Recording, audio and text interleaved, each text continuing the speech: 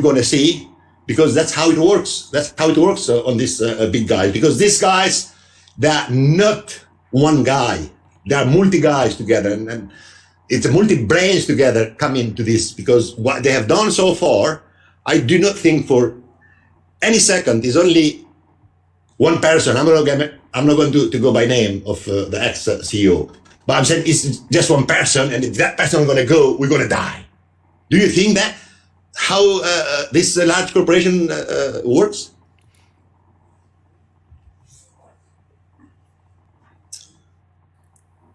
Well, I definitely, I hear what you're saying, George. And when we think about the enormity of the dollars, it's easy, I think, for us to say, well, listen, this machine is going to keep on going because the financial investment in it is so intense. I mean, it's almost beyond belief.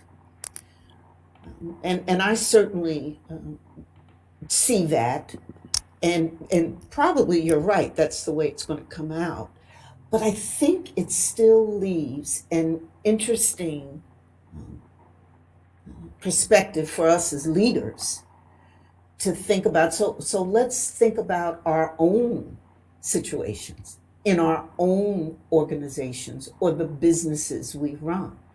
I'm sure that as business owners, we would think that our place as a leader is, in fact, irreplaceable to our own business. So that's an interesting, I think, perspective. Now, this is a nonprofit, and it is true that nonprofit leaders can come and go.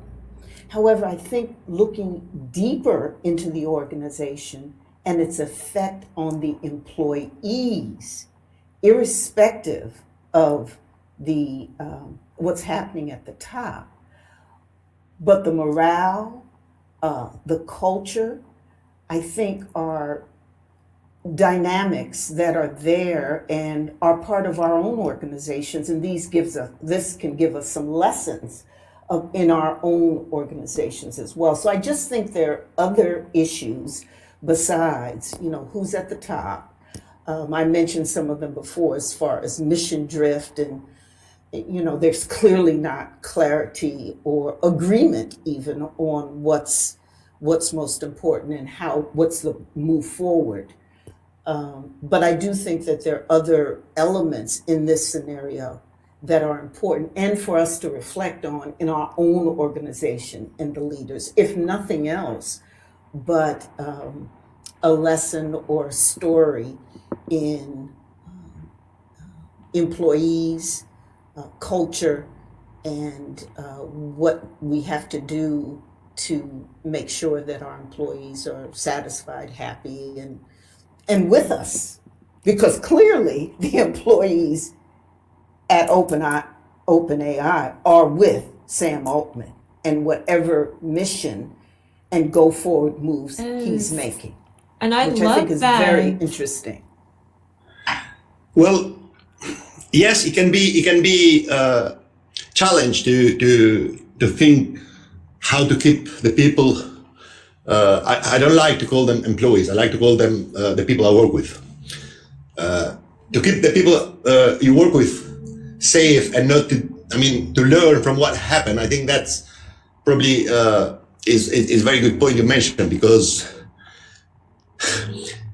if that's going to be serious, and it is genuinely happen as we know, that news about what happened in this couple of days, that is a wake up for many companies. It's a big wake up, because unfortunately we know not everyone, but there are a lot of arrogant business guys, which I know that myself in my experience. Wherever I've been, I've seen that there are a lot of arrogance. They tell you to do, you have a task, and if you don't fill the task, and then somebody else will do it. So they never ask you ability. They want their mission to be completed. And this is a big wake up for many directors. I'm talking about directors who impact the public. I'm not talking about directors which they have no much effect on public. But I'm talking about large companies, and that could be a bank, and that could be a government, and that could be a private organization like it could be war, it could be anything. So if you haven't established a good team, you can trust each other, and you can work as a team, as a family, and yes, that's a problem. And then it could be this scenario. It could be this scenario. I mean, I'm not trusting what I see. I have doubt what I've seen so far.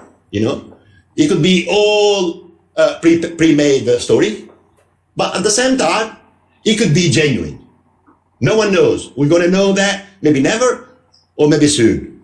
And I think, wouldn't it be interesting for us as leaders to have a conversation about, well, what was it that Sam Altman did through his years there that got employees to the point of when he left, the vast majority of them, we're not just talking about a handful here, the vast majority of them wanted to leave with him.